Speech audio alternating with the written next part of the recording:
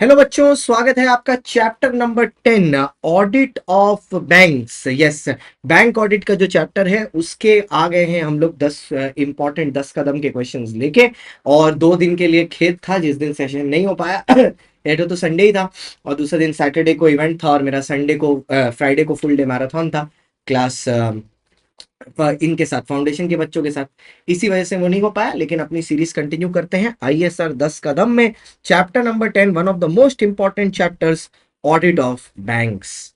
अच्छा, पहला सवाल, advances generally constitute the major part of the assets of the bank. हाँ, एडवांसेस तो सबसे बड़ा पार्ट है उनके एसेट्स का। There are a large number of borrowers, सही बात, to whom variety of advances are granted, ये भी बात सही है। The audit of advances requires the major attention from the auditors, correct बात है। In carrying out the audit of advances, the auditor is primarily concerned with obtaining evidence about among the other points. The amounts included in the balance sheet in respect of advances are outstanding at the date of the balance sheet. Explain.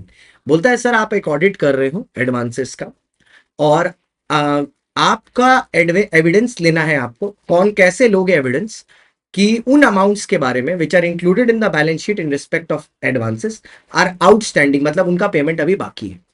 अच्छा, दूसरा सवाल क्या है, the auditor can obtain sufficient appropriate evidence about the advances by study and evaluation of internal control relating to advances. Explain. अब इन दोनों question को एक ही तरीके का क्वेश्चन है, ठीक है, एग्जाम में भी आया हुआ है, आरटीपी एमटीपी में भी मल्टीपल टाइम्स आया हुआ है। चलिए देखते हैं इसको कैसे, मतलब बेसिकली हमको सवाल ये पूछ रहा है कि आप बताओ कि किस तरीके से हम ऑडिट करते हैं एडवांसेस का। ठीक है, ऑडिट का एडवांसेस कैसे होता है, किस तरीके से हम sufficient appropriate audit evidence obtain करते हैं in the advancement of audit. चलो लिखते हैं, in the audit of advances, in the audit of advances, the auditor can obtain, आप एग्जाम में शॉर्ट फॉर्म मत लिखना, sufficient and appropriate audit evidence about advances. कैसे? By study and evaluation of internal controls relating to advances,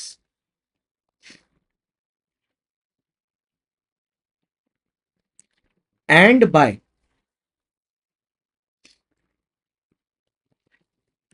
examining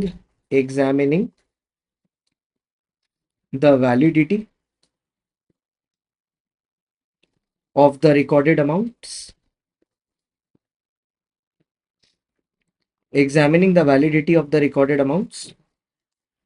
Next, examining the loan documentation,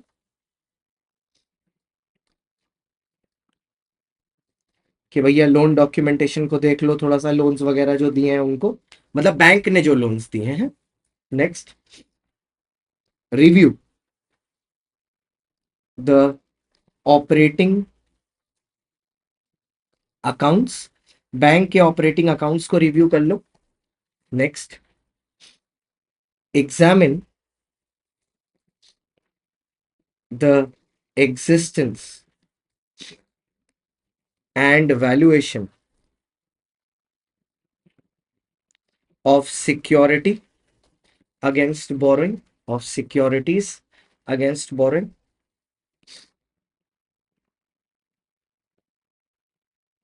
कि मतलब जो borrowing है उनके अगेंस्ट में जो सिक्योरिटी ली गई है वो प्रॉपरली मिली है या नहीं मिली है। Next, checking compliance with RBI norms, checking compliances with RBI norms. Next, carrying out analytical procedure.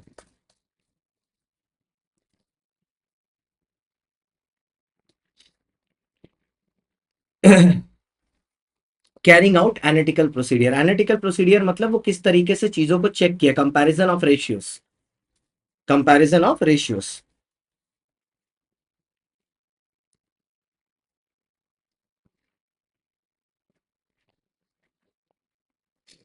ठीक है। अच्छा, question number 2, your firm of chartered accountant has been appointed as an auditor of a nationalized bank. Explain how will you need to carry out audit of provisions and contingency। कि भैया जो provision and contingency है उनका audit हम किस तरीके से करेंगे ये हमको बताना। ठीक है, चलो अब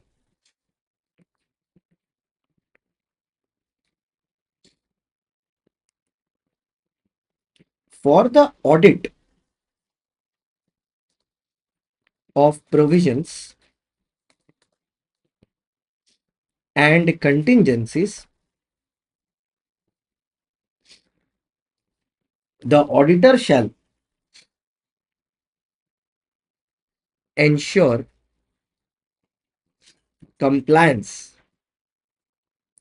with following procedure। shows compliance with following procedure. क्या प्रोसीडियर है सर? ठीक है, ऑडिटर को सबसे पहले ये देखना है,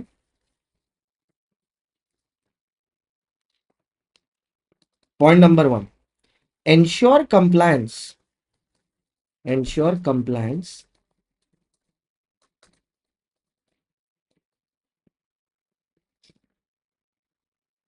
with all regulatory requirements,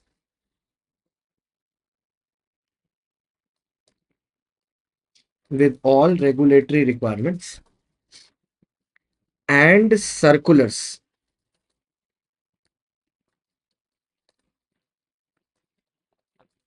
issued by RBI. कि सबसे पहले देखो जो जो प्रोविजन भी बैंक्स में, अगर आपको याद हो एनपीए बनाने के बाद उसमें एनपीए के बेसिस पर कि कितना अमाउंट एनपीए है उसके बेसिस पर प्रोविजंस बनते हैं ना, उन्हीं प्रोविजन के बारे में बात कर रहे हैं। Auditor, auditor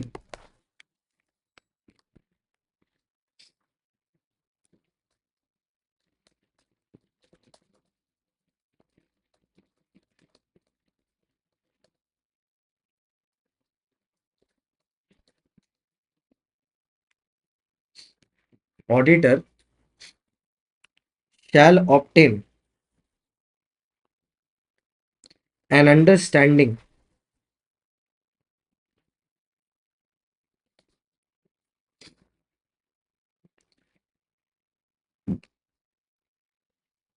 understanding as to how a bank commutes computes provisions on standard and substandard assets। ठीक है, स्टैंडर्ड एंड सब standard assets. Next,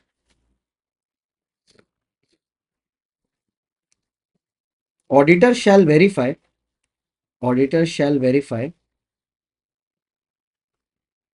that the basis of categorizing assets into standard, substandard,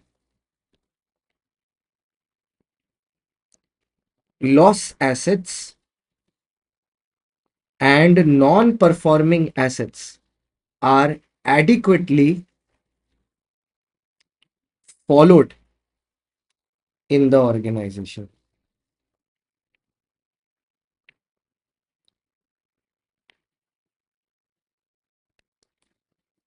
are followed in the organization।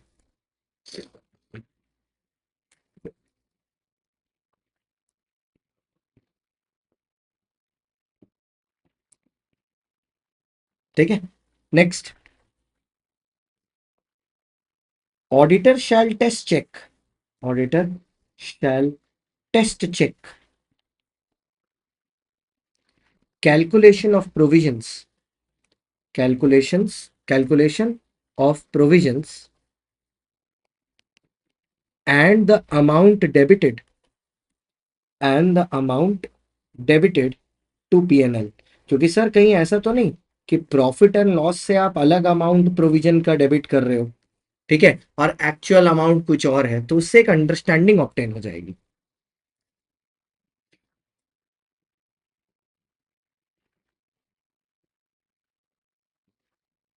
ठीक है, चलो ये चार हो गए। Next, explain the advances under consortium in context to prudential norms on income recognition, asset classification and provisioning pertaining to advances।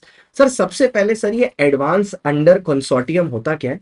Consortium basically एक group होता है जहां पर एक लेंडर बैंक होता है, ठीक है, और वो ना पूरे के पूरे ग्रुप फिनेंस प्रोवाइड करता है। मतलब एक हेड बैंक होता है जिसको बोलते हैं लीडर बैंक, और उसके अलावा बाकी सारे लीड बैंक के अलावा बाकी लोग होते हैं।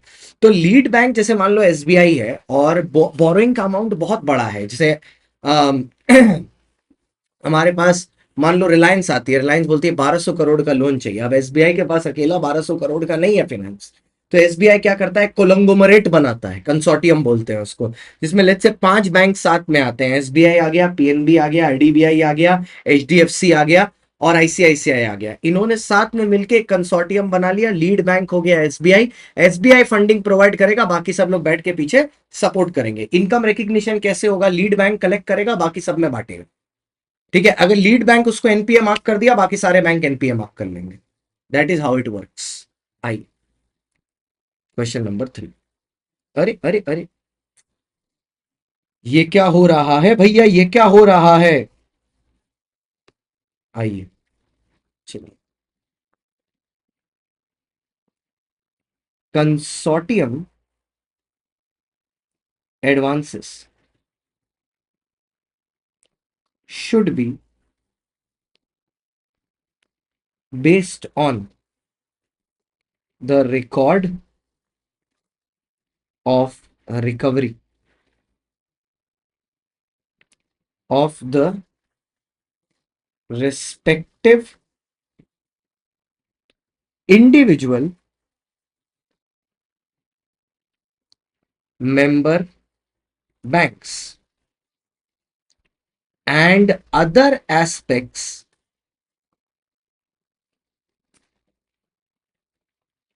having a bearing on the recoverability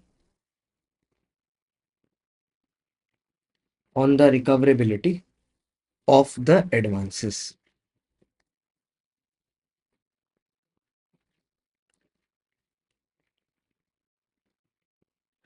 where remittances by the borrower under consortium lending arrangements are pooled together मतलब combined together, are pooled together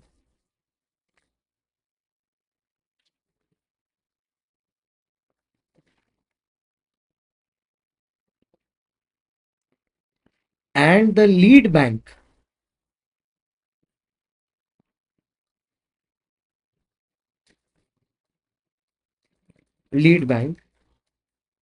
does not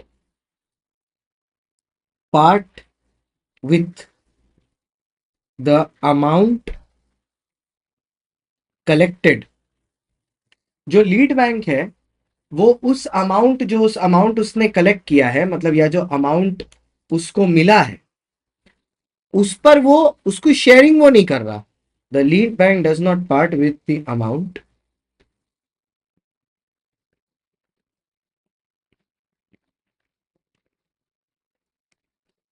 with other banks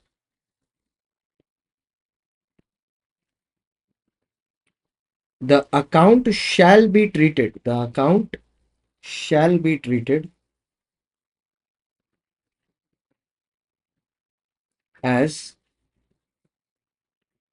an NPA, non-performing asset. The banks in the consortium, therefore,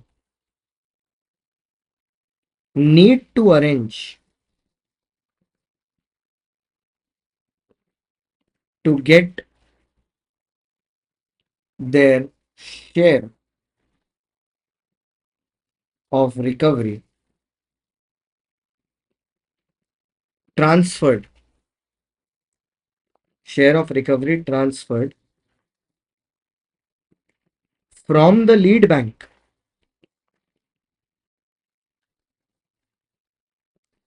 to get express consent from the lead bank for transfer of their share of recovery.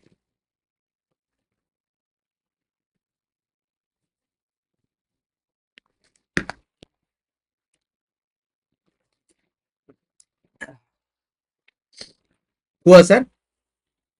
फटाफट हाथ चलाएंगे, फटाफट फटाफट फटाफट।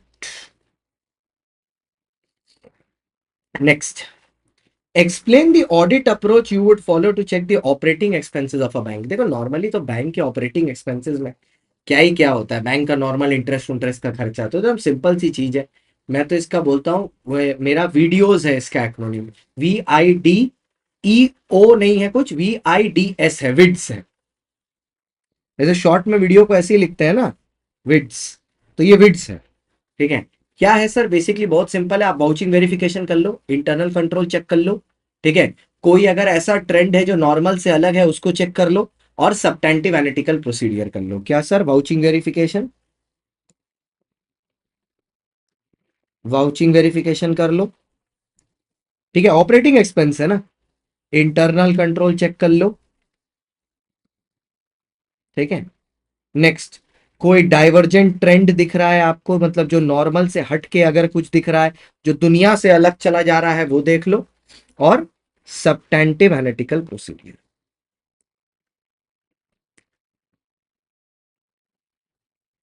सब्टेंटिव analytical procedure, ये कर लो। ये तीन चीज अगर आप कर लोगे ना, आपका काम हो जाएगा। ठीक है, vouching verification, divergent trend, substantive analytical procedure और इंटरनल कंट्रोल की चेकिंग, ये बस चार चीजें चाहिए। Next, the auditor should examine the efficacy of various internal control over advances to determine the nature, time, and extent of substantive procedure. Efficacy means efficiency. The auditor should examine the efficiency of various internal control over advances to determine the nature, time, and extent of substantive. देखो logic सी चीज है, internal control की समझ पहले auditor हर organisation में लेता है, based upon जो उसकी अंडरस्टैंडिंग है ऑफ द इंटरनल कंट्रोल, उसके ही बेसिस पर वो अपना पूरा सब्टेंटिव प्रोसीडियर इंप्लीमेंट करता है। ठीक है, तो the auditor should examine the efficiency of internal control over advances to determine the nature, time and extent of audit procedure. ये सेंटेंस एब्सोल्युटली सही है। ठीक है, क्योंकि बेसिकली इंटरनल चीजों को देख के ही ऑडिटर अपना एक्सटर्नल डिसाइड करता है। आइए बनाते हैं इसको।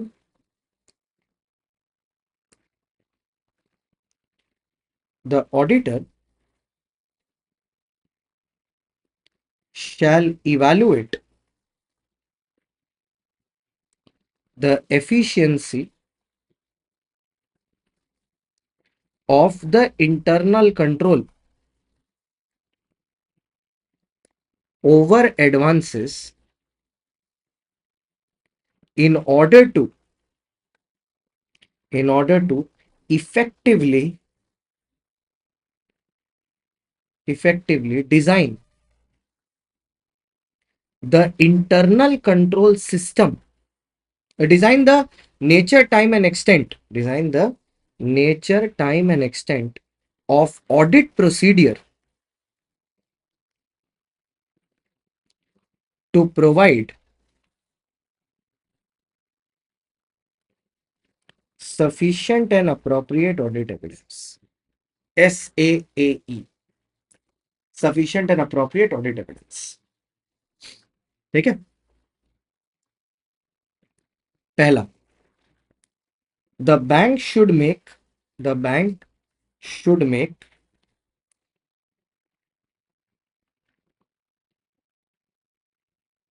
an advance only after satisfying itself as to the credit worthiness, as per the credit worthiness of the borrower, and appropriate sanction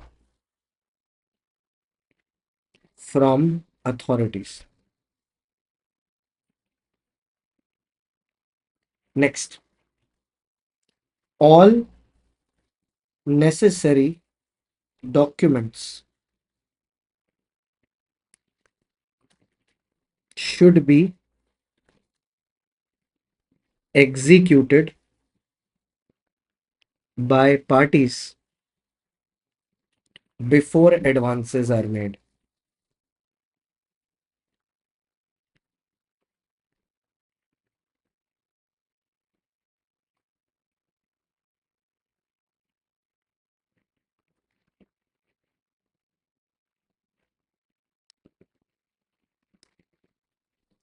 If shares and securities,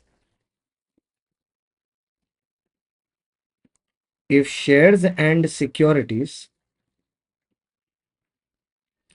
are issued, it should be, sorry, yeah, not issued, are purchased, are taken up, it are taken up, it should be in the name of the bank. It should be owned by the bank.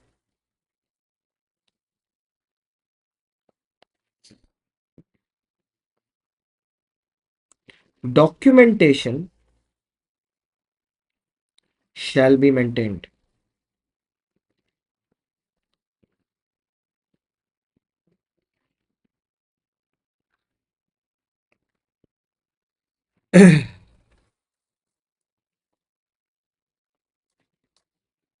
Next, बहुत important चीज, drawing power register.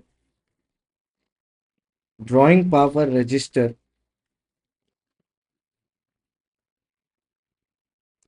should be updated every month. Should be updated every month. Drawing power का जो register है उसको हर महीना आपको update करना है. Should be updated every month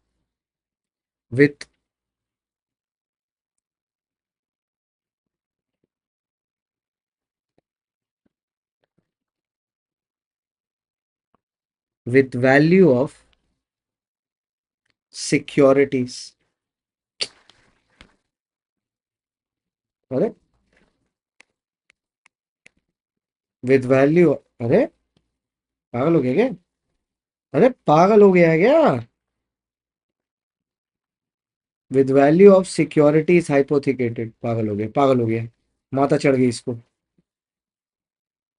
Chandrapur की चुड़ैल आ गई है इसके अंदर. चंद्रपुर का चुड़ैल आ गई है.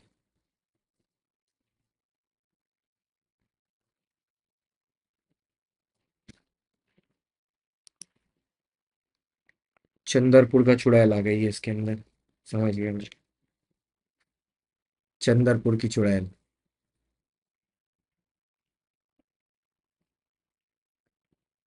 हाइपोथिकेटेड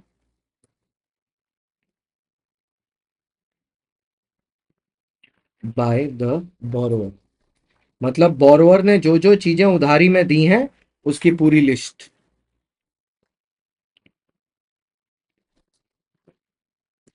all accounts which exceed sanction limit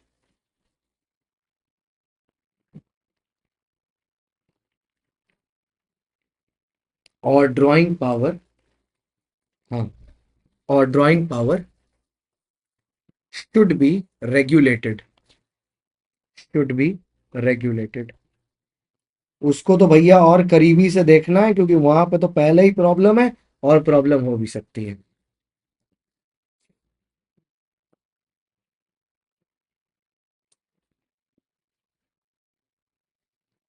the operation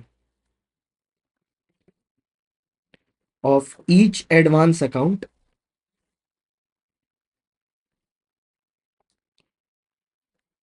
should be reviewed at least once a year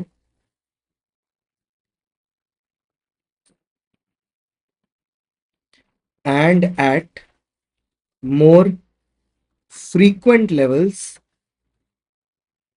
intervals, sorry, in the case of large advances।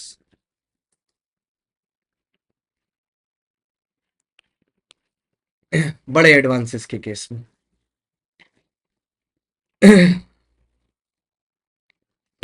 In a bank, all accounts should be kept within drawing power and sanction limit. The accounts which exceed the sanction limit or the drawing power should be brought into the notice of the management regularly. अगर मतलब कोई औकात के बाहर है तो। Analyze the following points to be considered in computation of drawing power in case of bank audit। Sir bank की duty क्या होती है, मतलब हमको बेसिकली क्या करना है, इन पॉइंटर्स को एनालाइज करना है। काफी इजी क्वेश्चन है। देखो बेसिकली बैंक की ड्यूटी क्या होती है, बैंक को ये इंश्योर करना है कि जब जब ड्राइंग पावर की बात आए कैलकुलेट करने की, वो बेसिकली वही होता है ना, कितना वर्किंग कैपिटल है निकालने के लिए सामने वाले के पास, तो बैंक को प्रॉपर कैलकुलेशंस देखनी है कि वर्किंग कैपिटल और एडिक्वेट करंट एसेट का रेशियो सामने वाले के पास है, उसके स्टॉक स्टेटमेंट्स देखने हैं, उसके बाद ही बैंक को वो बोरोइंग सैंक्शन करनी है। ऑडिटर की क्या कंसर्न है, कंपनी ने बैंक से लोन लेते टाइम उसको क्वार्टरली स्टेटमेंट दिए होंगे या स्टॉक स्टेटमेंट दिए होंगे, डेटर स्टेटमेंट दिया होगा। ऑडिटर को चेक करना है कि जो बोरोइंग पावर निकाली गई है वो करेक्टली निकाली गई है कि नहीं, based on monthly stock statements which have been delivered by various borrowers to the bank. ठीक है, उसके बाद चेक करना है कंप्यूटेशन ऑफ ड्राइंग पावर। वो क्या कर सकता है, किसी एक ड्राइंग पावर को टेस्ट चेक करके देख लेगा based upon the formulas of drawing power, ये देखने के लिए कि वेदर कैलकुलेशन सही से हुआ है कि नहीं। और कॉस्ट ऑडिट में तो इजी है। ठीक है, स्टॉक ऑडिट बैंक को करवानी है। ठीक है, बैंक स्टॉक ऑडिट करवाएगा, मतलब ये नहीं कि बैंक वहां जाके कराएगा, मतलब बैंक बोलेगा स्टॉक ऑडिट कराने के लिए सामने वाले को। ठीक है, मतलब जो बोरोवर है अगर 15 करोड़ से ज्यादा का उनका फंडेड एक्सपोजर है तो, ठीक है, 15 करोड़ से ज्यादा का अगर एक्सपोजर है तो वो बोलेगा कि स्टॉक ऑडिट हमको करवा के दो 15 करोड़ रुपीज। इजी क्वेश्चन है पर बना लेना इंपॉर्टेंट है, अलग टाइप का है ना थोड़ा। ये बढ़िया क्वेश्चन है। N limited has a sanctioned cash credit facility by X Y Z bank limited for 1 crore. तो भैया इसको फैसिलिटी कितने की दी है, 1 करोड़ रुपए की। मतलब ये बोरोइंग कितने की ले सकता है, 1 करोड़ रुपए की बेसिकली इसको दी गई है, 1 करोड़ रुपीज। और drawing power as per stock of last quarter is INR 80 lakhs, मतलब ड्रॉइंग पावर 80 लाख तक जा सकती है। ठीक है, ड्रॉइंग पावर 80 लाख तक जा सकती है, उसमें 80 lakhs तक की परमिशन है ड्रॉइंग पावर के लिए। ठीक है,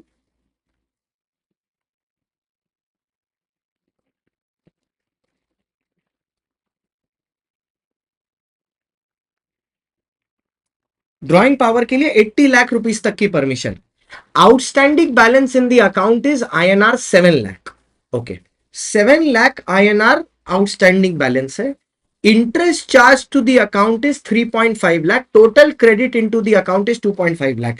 हमसे पूछ रहा है क्या ये अकाउंट आउट ऑफ ऑर्डर है? बिल्कुल सर, क्योंकि जो अमाउंट उसके क्रेडिट में है, जो डाला गया है उसमें, it is less than the interest which has been accrued on that account, इसीलिए it is out of order.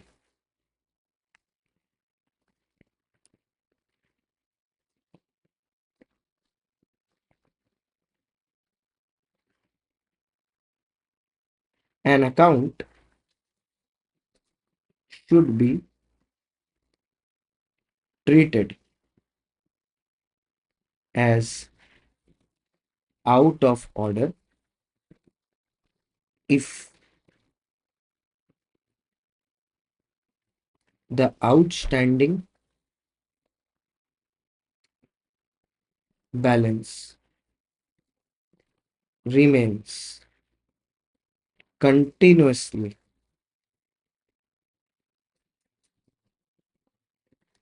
in excess of the sanctioned limit या drawing power.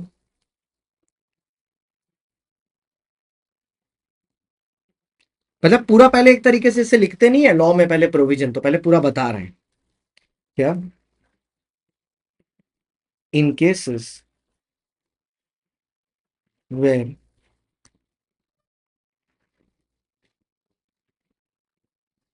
the outstanding balance in the principal operating account is less than sanctioned limit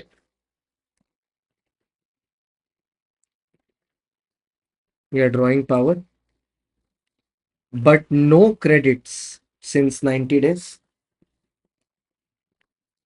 मतलब पहला वाला क्या बोला कि आपने sanction limit से ज्यादा पैसा निकाला है, दूसरा ड्राइंग पावर से ज्यादा निकाला है सैंक्शन लिमिट तक। दूसरा वाला क्या बोला, आपने पैसा तो कम निकाला है, ठीक है, लेकिन आपके पिछले 90 दिन से उस अकाउंट में कुछ क्रेडिट नहीं हुआ है।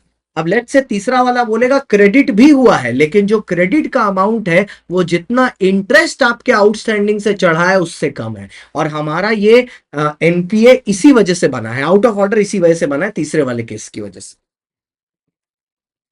Third, credits are there but are not enough to the interest cover the interest debited during the same period। These accounts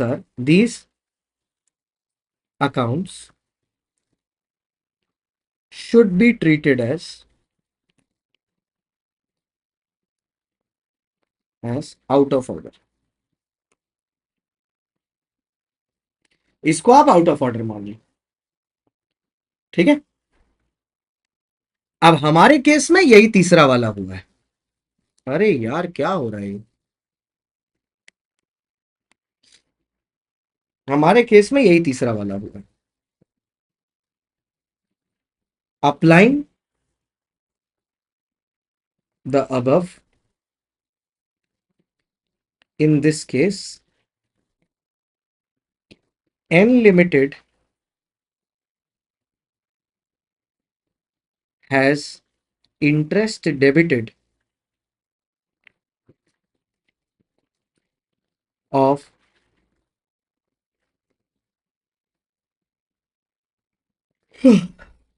of rupees 3.5 lakhs,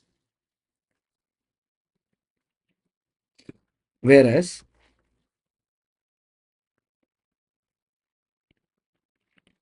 the credit in the amount in the account, sorry, is only 2.5 lakhs, is only rupees 2.5 lakhs।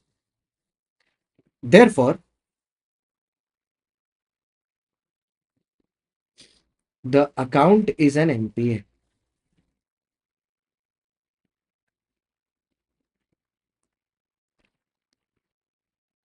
क्योंकि जो credit हुआ है account में वो debit से फर्क है। Total credit in the account for the year is 2.5 है। ठीक है।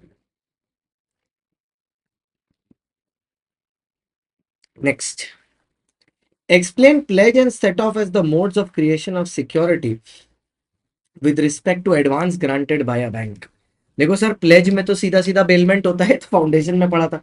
Pledge involves bailment of goods, जिसमें बोरोवर अपना गुड्स बैंक को दे देता है एज अ सिक्योरिटी, और लीगल ओनरशिप फिर भी उस आदमी के पास ही रहती है, और बैंक तब तक इंटरेस्ट चार्ज करता रहता है जब तक लोन रिपेमेंट नहीं हो जाता, और बैंक एसेट तब तक नहीं छोड़ेगा जब तक आप पूरा लोन रिपे ना कर दो। सेट ऑफ में क्या होता है, सेट ऑफ में आप बैंक को ये हक देते हो कि बेसिकली अगर आपके किसी और अकाउंट में बैलेंस है, जैसे मान लो अगर आपका एक लोन लिया आपने एफडी के अगेंस्ट लिया, और आपके लोन को आप रिपे नहीं कर पा रहे, तो बैंक क्या करेगा ना, एफडी से उसको सेट ऑफ कर देगा। ठीक है। लेकिन ये सेट ऑफ के लिए all branches of a bank are treated as one. ठीक है। तो सेम बैंक की डिफरेंट ब्रांचेस होंगी तो भी ये सेट ऑफ हो जाएगा। मतलब एक आपने FD let's say park street branch में खुलवा के रखी है, एक सॉल्ट लेक में खुलवा के रखी है, एक रोहिणी में खुलवा के रखी है, एक एनसीआर में खुलवा के रखी है, तो भी हो जाएगा, लेकिन बैंक का ब्रांच सेम होना चाहिए। That is the difference between set off and pledge. Easy है। Next,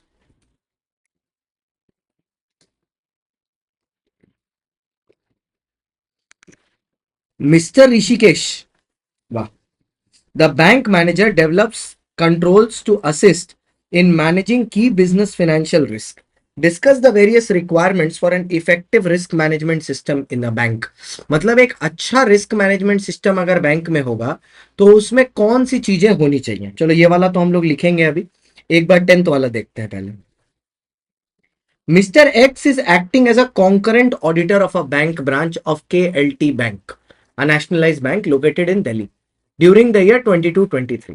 The assignment started on 1st October 22 and is for a period of 1 year. By the virtue of this assignment, he is required to issue monthly reports on different aspects of the functioning of the bank, including deposit, advances, and housekeeping to controlling authorities of the bank.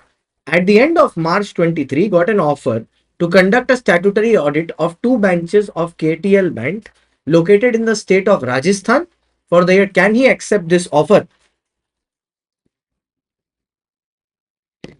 क्योंकि वो already उस bank का concurrent auditor है, he should not accept the statutory audit assignment of the same bank, even though अगर वो different branches से भी relate करता है तो, वरना फिर वही इंडिपेंडेंस कॉम्प्रोमाइज हो जाएगी। ठीक है। तो इवन अगर डिफरेंट ब्रांचेस से भी रिलेट करता है तो भी आपको ये एक्सेप्ट नहीं करना चाहिए। अब आते हैं क्वेश्चन नंबर 9, इसको लिखते हैं बढ़िया से।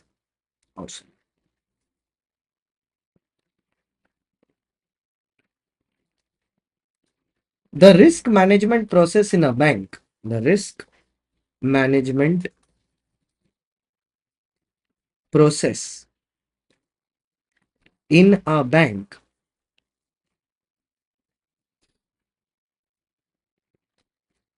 involves consideration to managing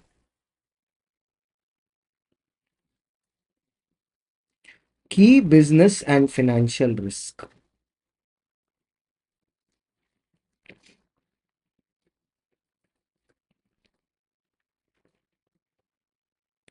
An effective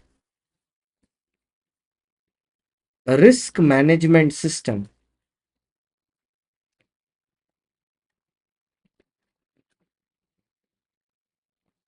an effective risk management system requires the following।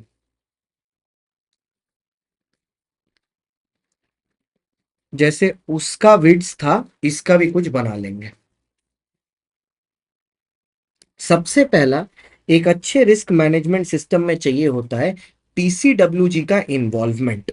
So oversight and involvement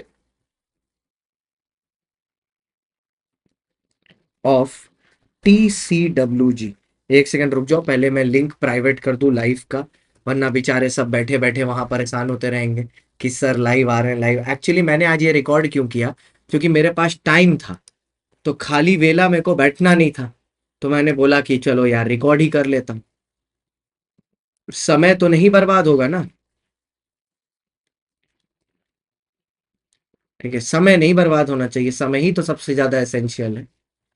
एक समय के अलावा है ही क्या हमारे पास, समय ही तो सबसे ज्यादा एसेंशियल है, ये है ना।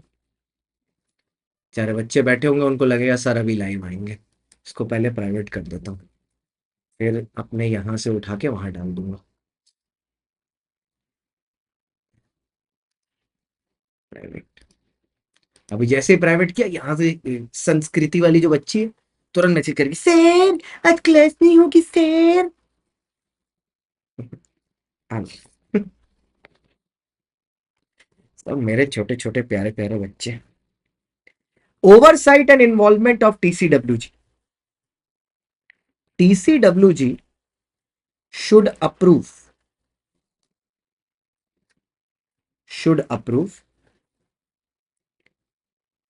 written risk management policies,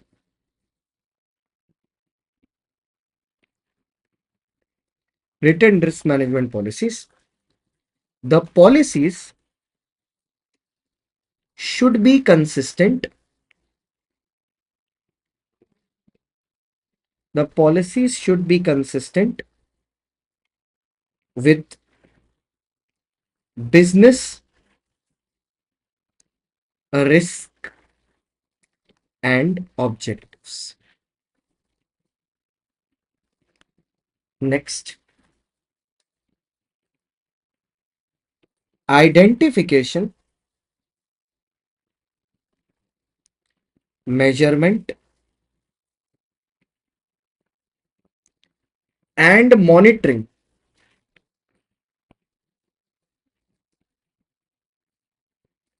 of risk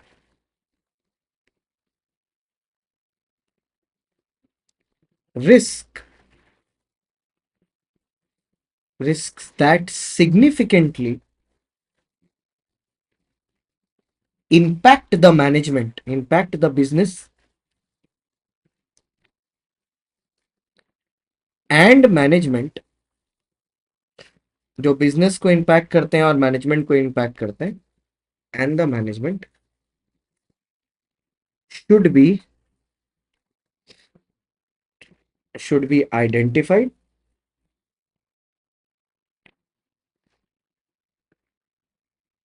measured, measured and monitored।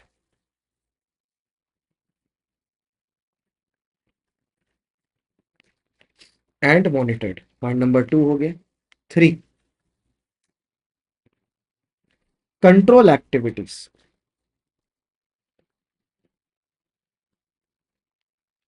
A bank should have appropriate controls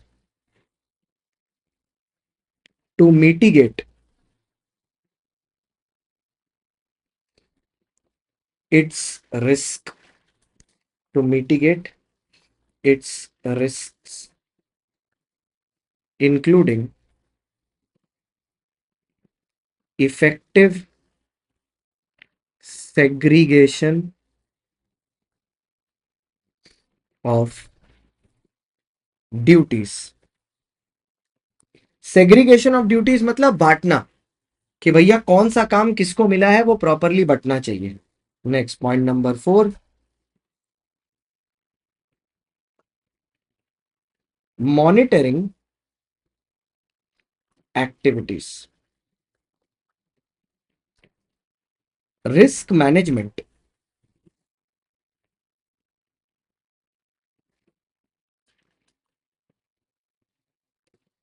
risk management methods should be regularly measured and revised to ensure risk is assessed and updated. Next, reliable information system.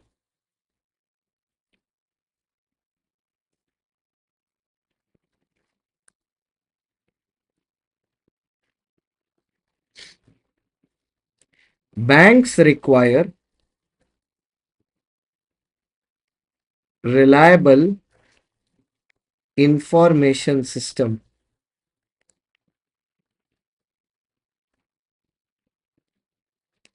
that provides adequate financial, financial, operational, and compliance information